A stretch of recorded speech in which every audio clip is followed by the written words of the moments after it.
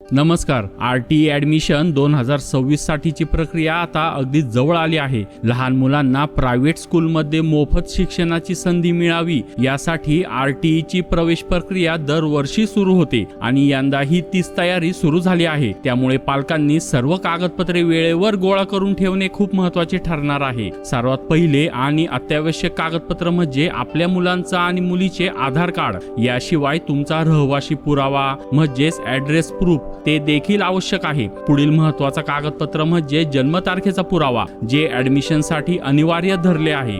यामध्ये सर्वात लक्ष देण्यासारखी गोष्ट म्हणजे जातीचा दाखला.